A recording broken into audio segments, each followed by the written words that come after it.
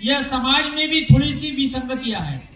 कुछ समाज के जो राजनेता है वह राजनेता समर्थन कर रहे हैं जिसका तो वर्गीकरण होना चाहिए, और कुछ जो बुद्धिजीवी वर्ग है जो किसी भी विषय को अभ्यासपूर्ण बात करके बात करना चाहते हैं वो उसका विरोध कर रहे हैं, यानी वह उपवर्गीकरण नहीं होना चाहिए और नहीं होना चाहिए। स्पष्ट मैं भी समाज के बीच में जब बात करता हूं तो मैं उन्हें ये कहता हूं कि भाई 13% में आज हमें कुछ ना कुछ प्रतिशत में सामाजिक, शैक्षणिक, राजनीतिक रिजर्वेशन प्राप्त हो रहा है।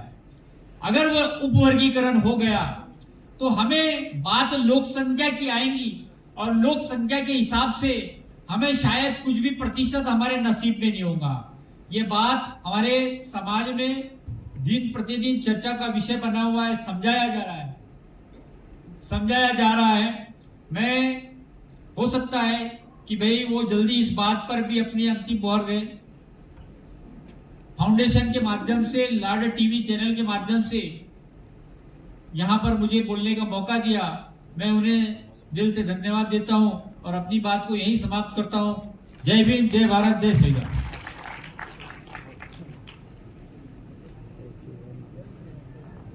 मुंबईवरून एक प्रतिनिधी आले आणि त्यांना जरा 2 मिनिटं बोलायचं आहे, तुम्ही त्यांना आमंत्रित करतो। थाटेगी कृपया तरी आपलं 2 मिनिटात आपलं या ठिकाणी वक्तव्य करा।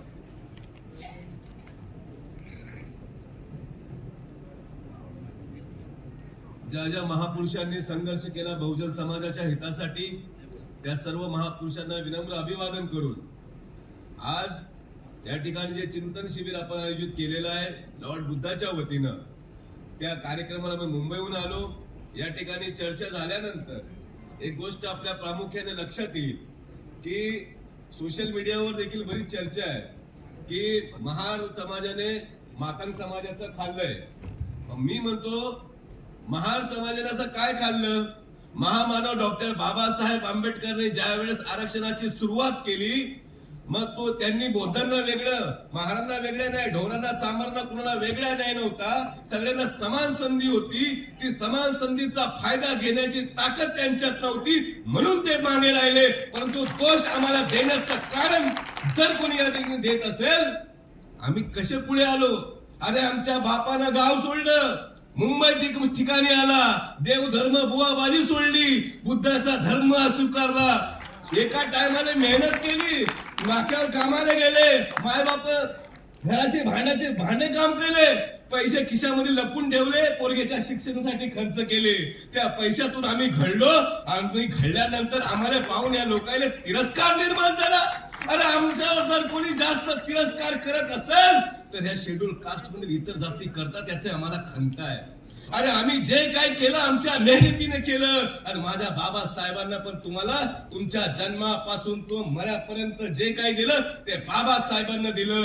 परंतु बाबासाहेबाचा जय भीम घालायला देखील लाज वाटणाऱ्या लोकांना बाबासाहेब आत्मसात झाला नाही। अरे या ठिकाणी मंचकावर प्रत्येक जण बोलतो की बाबासाहेब माझा बाप आहे, बाबासाहेबांसाठी मी खूप काय करू शकतो, जय भीमची घोषणा देतो। पण सत्य परिस्थिती आहे गावाखेड्यामध्ये इतर समाजाचे लोक जय भीम घालायला लाजतात। अरे मी स्वतः मातंग समाजाचा मोर्चा जेव्हा काढला होता लातूर पासून तर मुंबईच्या मंत्रालयापर्यंत त्या पीडित कुटुंबाला जय भीम म्हणलं तर ती बाई जय भीम नाही बोलली।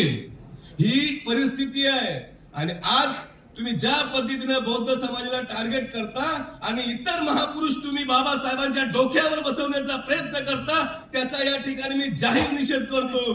सामाजिक लढ्यामध्ये आणि अनुसूचित जातीच्या विकासासाठी जर कोणी सगळ्यात जास्त संघर्ष केला असेल तर तो फक्त डॉक्टर बाबासाहेब आंबेडकरांनी केला आहे, कुठल्या कोणीच केलेला नाहीये। त्यामुळे कमीत कमी अनुसूचित जातीतील लोकांनी बाबासाहेबाला बाप बनवा म्हणणं चालू करा। बाबासाहेबांचे विचार, बाबासाहेबांना त्याग विसरू नका। बाबासाहेबांचा एवढा त्याग झालाय की त्याची जाण ठेवा। आणि आज बाबासाहेबांच्या लेकरांना बोलता की तुम्ही त्यांचं आरक्षण खाल्लं, अरे तुमच्यासाठी पुरं घोडं मैदान तयार होतं ना, 13% तुम्हाला संधी होती, तुम्ही लढायचं होतं। आणि आरक्षणामध्ये नोकरी जी भेटते ना त्याची शैक्षणिक आहारता त्याचं काय शारीरिक हे असेल मजबूती, त्याचं आरोग्य काय हे बघून शिक्षणात नोकरी भेटते, आरक्षणात अशी काय लगेच नोकरी भेटत नाही. तुम्ही सक्षम नव्हते, तुम्ही सक्षम बना. आपण लोकांना गप्प बसलो ज्यावेळेस बार्टीची आरटी केली आणि आता ज्यावेळेस आरक्षणाचं वर्गीकरण केलं, हे सगळं त्या वारेने केलेलं आहे. त्या वारेला भिमटोला दिल्याशिवाय आपला हा मार्ग सुटणार नाही. म्हणून बोलतो बाबासाहेबांची जाण फक्त आम्हाला आहे. आणि एक मिनिट, सोशल मीडियावरती ज्यावेळेस डॉक्टर बाबासाहेब आंबेडकरांना खालच्या पातळीवर बोलल्या गेलं, ही भाकरी कशाची आहे हे शब्द टाकले गेले, बाबासाहेबांना आरक्षण दिलं नाही, काहीतरी स्वातंत्र्य सैनिक निर्माण झाले आणि मग स्वातंत्र्य भेटलं म्हणून आरक्षण भेटलं, असे खोटं बोलून बाबासाहेबांची प्रतिमा लेखली गेली. त्यावेळेस एकही कुठल्या समाजाचा माणूस त्या ठिकाणी उठून विरोध नाही केला. त्यांनी काय नाही विरोध केला त्यावेळेस की बाबासाहेबांचा आपण ज्यावेळेस सोशल मीडियावरती होतो त्यावेळेस तुम्ही गप्प का बसता? तुम्ही तर बाबासाहेबाला बाप म्हणता ना, पण त्यावेळेस तुम्हाला रागत नाही की धडा आम्हाला लागते, कारण आम्ही मानतो बाबासाहेब आमचा आहे. त्यामुळे आमचा बाबासाहेब आहे आणि बाबासाहेबांचे विचारधारा वाढवण्यासाठी आमच्या जीवाचं बलिदान करू. आणि या वर्गीकरणाचा भीमराव सेना जाहीर निषेध करतो. जर का हे वर्गीकरण झालं तर त्या देवेंद्र फडणवीसला रस्त्यावर फिरू देणार नाही, ही भीमराव सेना या ठिकाणी जाहीर करते. जय भीम, नमो बुद्धाय.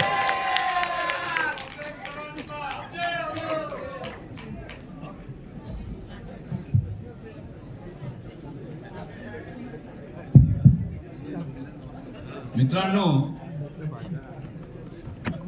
हे उपवर्गीकरणाची ही जी लढाई आहे ही भावनिक लढाई नाही. ही लढाई जी आहे ती एका जातीची दुसऱ्या जातीच्या विरुद्ध लढाई नाही. ही लढाई जी आहे एक संवैधानिक लढाई आहे. आणि म्हणून ही लढाई विवेकानं आणि तर्कवादाने आपल्याला लढावी लागणार आहे. ज्या लोकांना उपवर्गीकरण पाहिजे आहे तेही आपले भाऊ आहेत. काल बाबासाहेब आंबेडकरांच्या सगळ्या समतेच्या लढाईमध्ये ते सगळे लोक आपल्या सोबत होते. डॉक्टर बाबासाहेब आंबेडकरांनी जेव्हा आपले खाजगी सचिव नियुक्त करण्याची वेळ आली तेव्हा त्यांनी कोणत्याही महान माणसाला आपलं खाजगी सचिव केलं नाही. खाजगी सचिव हा अत्यंत विश्वासातला माणूस असतो. रत्तू हे चामार कम्युनिटीचे होते, ते बाबासाहेब आंबेडकरांचे खाजगी सचिव होते. पाना राजभोज यांना खाजगी सचिव केलं, ते चामार समाजाचे होते. बाबासाहेबांसोबत त्यांचे खाजगी सचिव असतील किंवा त्यांचे महत्वाचे सहकारी त्यांच्या लढाईमध्ये हे बाबासाहेबांसोबत होते. आपण लक्षात ठेवलं पाहिजे. मी हे मान्य करतो की अलीकडे उपवर्गीकरणाच्या नावावर काही आमचे जे बंधू आहेत त्यांचे काही गैरसमज झाले असतील, समज झाले असतील. आपण सगळ्या लोकांनी त्या लोकांची संवाद साधून ते गैरसमज दूर करण्याचा प्रयत्न केला पाहिजे. किंवा जर आपल्यामध्ये गैरसमज झाले असतील तर त्यांनी आपल्याशी संवाद करून ते गैरसमज दूर करण्याचा प्रयत्न केला पाहिजे. मी काही बेसिक मुद्दे या ठिकाणी मांडू इच्छितो. त्या ठिकाणी या ठिकाणी मातंग समाजाचे नेते उपस्थित आहेत. आपण हे लक्षात ठेवलं पाहिजे की एक मुद्दा मांडण्यात आला की हा जो मागास वर्ग जो आहे अनुसूचित जातीमध्ये त्याला उपवर्गीकरण सोडून बाकी बाबीसाठी तुम्ही मागे हटण्याची तुमची तयारी आहे का, असे या ठिकाणी मुद्दा मांडण्यात आला. उपवर्गीकरणामुळे जर महाराष्ट्रातील अनुसूचित जातीच्या एकजुटीला जर धक्का लागत असेल तर उपवर्गीकरण सोडून मातंग समाजासाठी त्याच्या आरक्षणासाठी कोणताही त्याग करण्याची बौद्ध माणसाची तयारी आहे. आपण लक्षात ठेवलं पाहिजे. आणि मी हे या ठिकाणी सांगू इच्छितो की महाराष्ट्रामध्ये आजही 35% अनुसूचित जातीचा अनुशेष आहे. याचा अर्थ असा आहे की कोणत्याही जातीच्या वाट्याला त्याच्या लोकसंख्येच्या प्रमाणामध्ये प्रतिनिधित्व मिळालं नाही, म्हणून तो 35% अनुसूचित शिल्लक आहे. आमचा वाटा जर 8%चा होता, 8%च्या वर जर आम्हाला प्रतिनिधित्व मिळालं असेल तर तुम्ही हा आरोप करू शकता की तुम्ही कोणाच्या तरी वाट्याचं घेतलेलं आहे. परंतु ही आकडेवारी अशी म्हणते की या 13% मध्ये 4.5% की जे भाजप सरकार सोबत जे मातंग समाजाचे काही कार्यकर्ते काम करतात त्यांनी पेरलेले आहेत. अरे मी म्हणतो की या महाराष्ट्र राज्यामध्ये 18 विद्यापीठ आहेत, एकही विद्यापीठामध्ये अनुसूचित जातीचा कुलगुरू नाही. जर भाजप सरकारला यांना न्याय द्यायचा असेल तर नका करू महाराष्ट्र कुलगुरू. अरे मातंगांना तर कुलगुरू करा, तुम्ही चांभारांना तर कुलगुरू करा. या देशामध्ये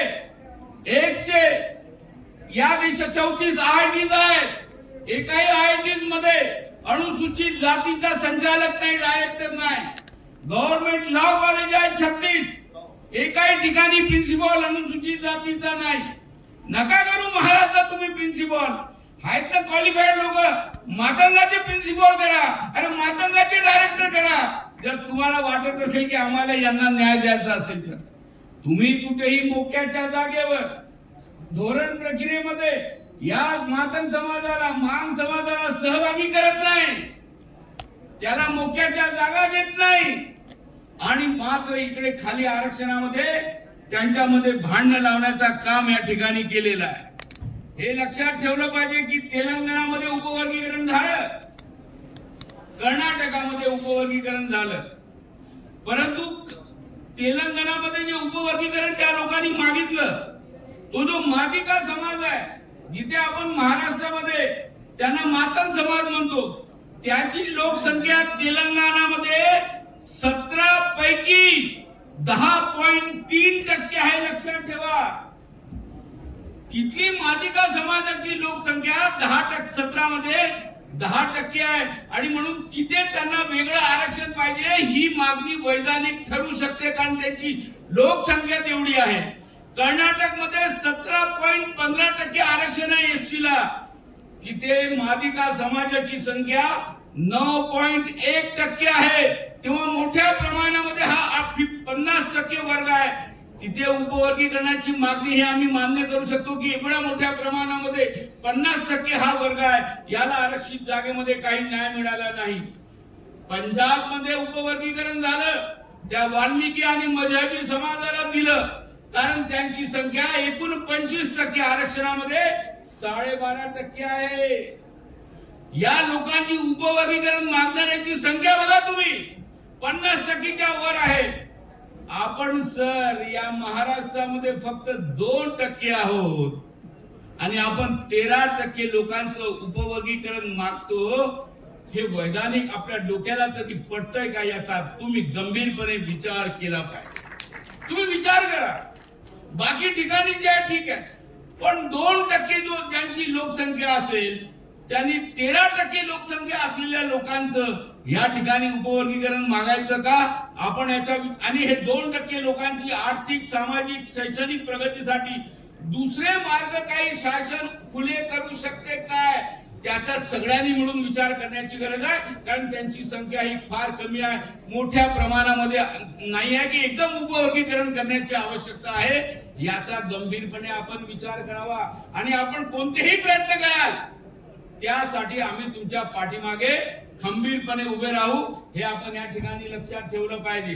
दुसरा मी या ठिकाणी मुद्दा मांडू इच्छितो की जर हे उपवर्गीकरण झालं, मी नागपूर विद्यापीठामध्ये सर कुलसचिव होतो, रोस्टर कसं बनवतात हे मला माहित आहे.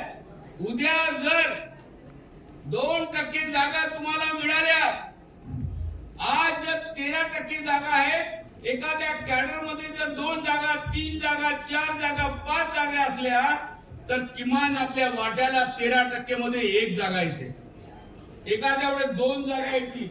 परंतु उद्या जर आम्हाला 2% मिळाले तर जे मोठी पद आहेत ज्याच्यामध्ये 2 जागा आणि 3 जागा आणि 4 जागा आहेत, त्या जागेमध्ये आपल्याला एकही जागा मिळणार नाही, हे आपण लक्षात ठेवा. व्हीजीएनडीच्या आरक्षणामध्ये नेमकं तेच झालं. आणि जेव्हा त्याचं रोस्टर तयार होतं, त्या रोस्टर मध्ये आपण 13% असल्यामुळे शेड्यूल ट्राईबच्याही वर आपण व्हीजीएनडीच्याही वर आहोत, म्हणून रोस्टर मध्ये आपल्याला 13%च्या हिशोबानं आपला पॉइंट पहिले वर येतो. पण 13%चं बायफर्केशन झालं की आपला पॉइंट आपण सगळ्यात खाली जातो. आता व्हीजीएनडी सगळ्यात खाली आहे, त्याच्याही खाली आपण जाऊ, हे तुम्ही लक्षात ठेवलं पाहिजे. आणि मग तुम्ही जर रोस्टर भराल तर जागा वरचे लोक, रोस्टरच्या वरचे लोक जर घेऊन घेतील, तुमचा नंबर खाली येणारच नाही. अरे आपल्या विहिरीला पाणीच नाही राजू, तर पाणी काय पिणार हा प्रश्न येणार आहे रोस्टर प्रणालीमध्ये. तुम्ही या पाठीमाग आम्हाला जर 4 किंवा 5% आरक्षण मिळालं आणि आता जर उपवर्गीकरणामध्ये आम्हाला तुम्ही 5% दिलं आणि 5% जर आम्ही ऑक्युपाईड असू, येणाऱ्या 10 वर्षामध्ये आम्हाला आरक्षण मिळणार नाही, कारण त्या जागा खाली होतील. नंतर मग त्या आम्हाला जागा मिळते, तुम्ही लक्षात ठेवा. आणि म्हणून उपवर्गीकरण याचा सायंटिफिक अभ्यास करा.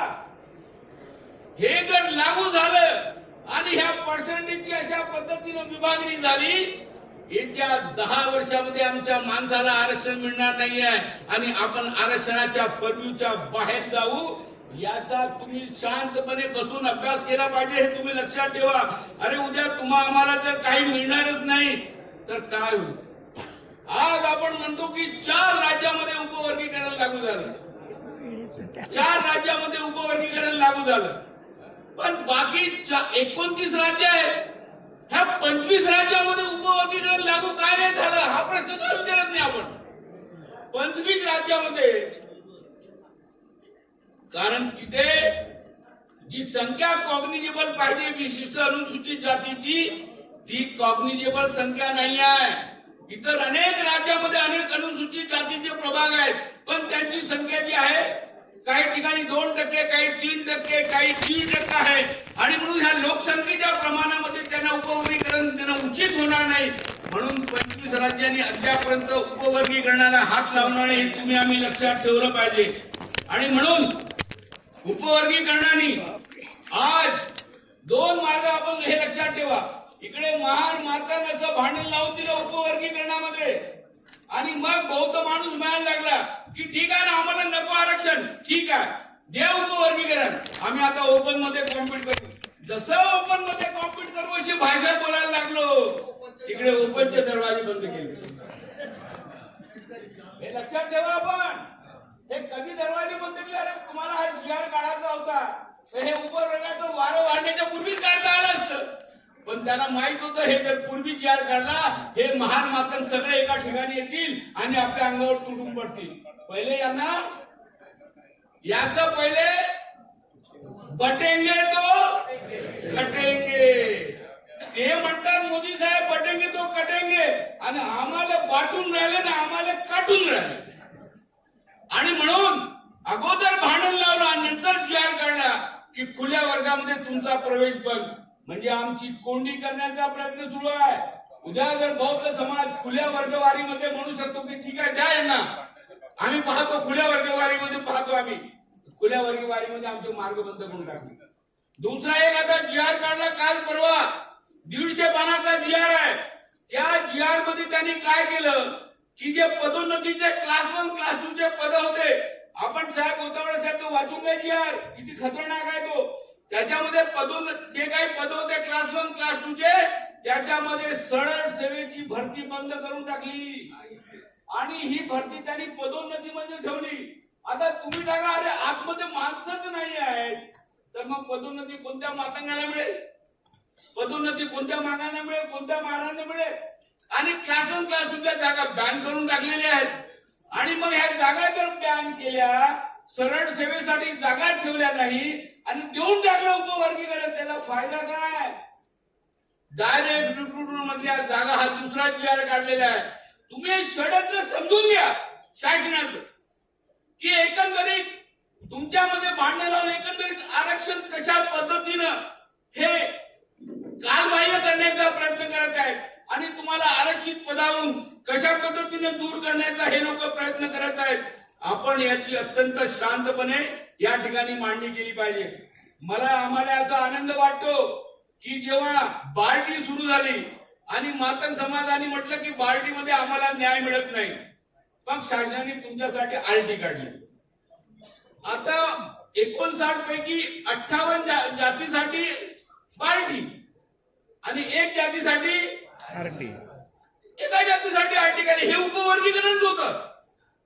माझं म्हणणं आहे की तरी सुद्धा जर तुम्हाला न्याय मिळत नसेल, अरे आरटी काय, त्यांनी 1000 महामंडळ काढले तरी आमचा तो त्याच्यासाठी पाठिंबा आहे. काढावं सरकारने, द्यावा न्याय. महात्मा फुले विकास महामंडळामध्ये अन्याय होत होता मातंग समाजावर, मांग समाजावर. त्यांनी काढलं अण्णाभाऊ साठे महामंडळ. आम्ही आंबेडकरवाद्यांनी त्याला पाठिंबा दिला. यस, तुम्ही काढा आणि त्यांचं आर्थिक भलं होत असेल तर ते तुम्ही केलं पाहिजे. आणि म्हणून आम्ही त्या पाठीमागे त्यामध्ये उभे राहिलेलो आहोत. आणि कोणतीही योजना, कोणत्याही बजेट प्रोव्हिजन जर मातंग समाजासाठी किंवा इतर मागासासाठी सरकार आणत असेल तर तुम्ही त्याचा फॉर्म्युला बनवा. आम्ही त्या मागणीच्या पाठीमागे सदळ राहू. तुमचं कल्याण झालं पाहिजे आणि तुमचा विकास झाला पाहिजे यासाठी हा माणूस लढलेला आहे.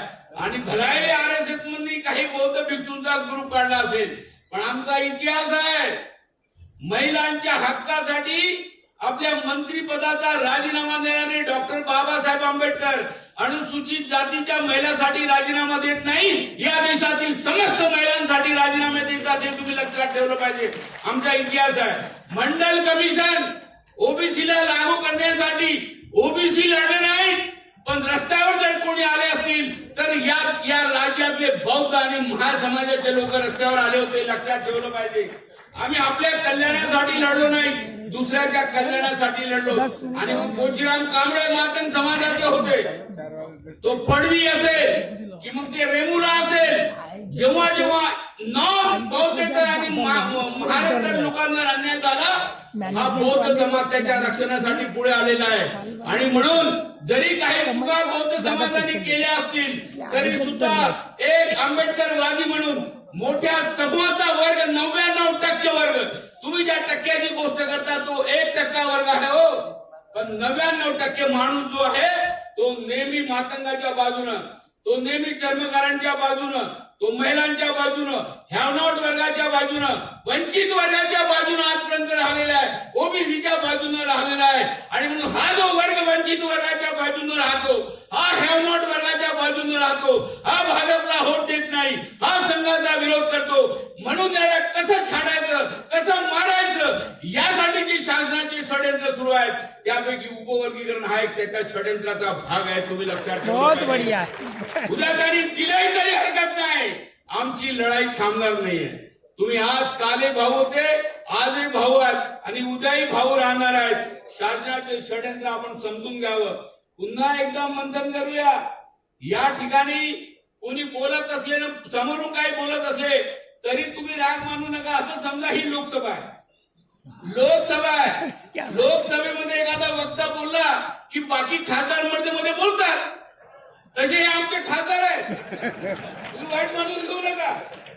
मग आमचा एक वक्ता बोलला तर तुमचे काय खासदार बोलायला लागले, हे वॉर्डमध्ये आले होते. तर ही लोकसभा आहे. या लोकसभेमध्ये तुम्ही आम्ही प्रतिनिधित्व आहे आणि ही आपली ट्रायल सुरू आहे लोकसभेत जाण्याची. ही ट्रायल सुरू आहे की लोकांनी कितीही विरोध केला तरी मातंग समाजाचा वक्ता हा लोकांच्या विरोध असताना सुद्धा तो माईकवर बोलू शकतो, आपले विचार मांडू शकतो. ही ट्रायल आहे राजे हो, हे तुम्हाला लोकसभेमध्ये पाठवण्यासाठी आम्ही सुरू केलेली ट्रायल आहे. आणि तुम्ही आणि आम्ही मिळून या देशाच्या धोरण प्रक्रियेमध्ये सामील होऊ, या देशाचं राज्य आपण हे काबीज करू. जाताना फक्त एवढंच म्हणेल की हम उसी को रहबले काबिल समझते हैं जो हस्ती को सफर और कब्र को मंजिल समझते हैं. वो दोस्तों पर मुझे नाज है कि मनहूस समाजी ढांचों में न जुर्म न पाले जाएंगे, न हाथ काटे जाएंगे, न सर उछाले जाएंगे. जेलों के बिना दुनिया की सरकार चलाई जाएंगी. वो सुबह कभी तो आएंगी, वो सुबह कभी तो आएंगी. जय भीम, जय भारत. सर्वांनी उभं राहावं. आणि राष्ट्रगीत कार्यक्रम राष्ट्रगीत करून हा कार्यक्रम समाप्त होईल. राष्ट्रगीत आपण अरे राष्ट्रगीत आणि एकच गोष्ट या ठिकाणी काही सांगतो आहे मित्रांनो, जी बाहेरून आलेली सर्व वक्ते त्यांच्या सर्वात मी धन्यवाद देतो, त्यांचा आभार व्यक्त करतो. आणि जेवणाचा कार्यक्रम आमदार निवास या ठिकाणी आहे. सर्वांनी कुपन घेऊन जावं आणि जेवण करावं. मित्रांनो, एकच या वर्गीकरणाबद्दल सांगतो आहे अरे की आखरीच्या शेवटपर्यंत आखरीच्या शेवटपर्यंत ज्या माणसाला आरक्षणाचा फायदा मिळाला नाही त्यांच्यासाठी आम्ही लढणार आहोत, त्यांच्यासाठी लढणार आहोत. भीमाचा विचार हा रक्तात आहे, लक्षात असू द्या. भीमाचा विचार आमच्या रक्तात आहे आणि संविधान आमच्या छातीत आहे. आम्ही गोळ्या खाऊ, तुरुंगात जाऊ, परंतु तुम्हाला सांगतो आम्ही उपवर्गीकरण करून घेऊ. जय भीम, जय लवजी.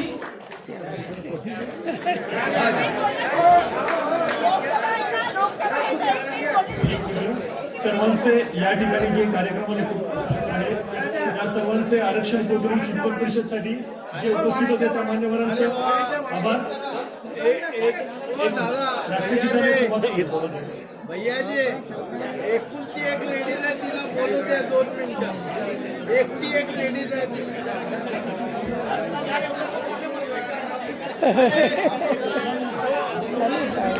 भैया जी,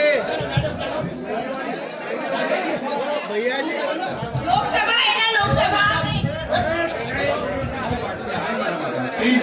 सगळ्यांना विनंती आहे की सगळ्यांनी शब्द उभं राहावं आणि आता राष्ट्रगीतानं आपल्या कार्यक्रमाचा समारोप होईल. चला घ्या.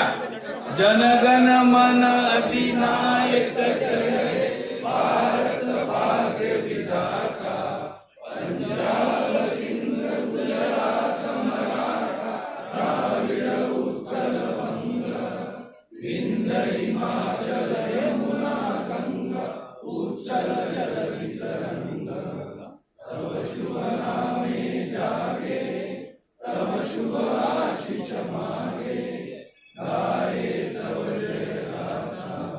जनगण मंगलदायक जय हे, भारत भाग्य विधाता. जय हे, जय हे, जय हे, जय जय जय भारत माता. बोलो डॉक्टर बाबासाहेब आंबेडकर की जय. बोलो परमपूज्य डॉक्टर बाबासाहेब आंबेडकर की. भारतीय संविधानाचा विजय असो, भारतीय संविधानाचा. विजय असो. सगळ्या लोकांना विनंती आहे की जेवण केल्याशिवाय कोणी जाऊ नये. त्या आमदार निवासाच्या कॅन्टीनला आपण जेवणाची व्यवस्था केली आहे. आपण सगळ्यांनी यावं.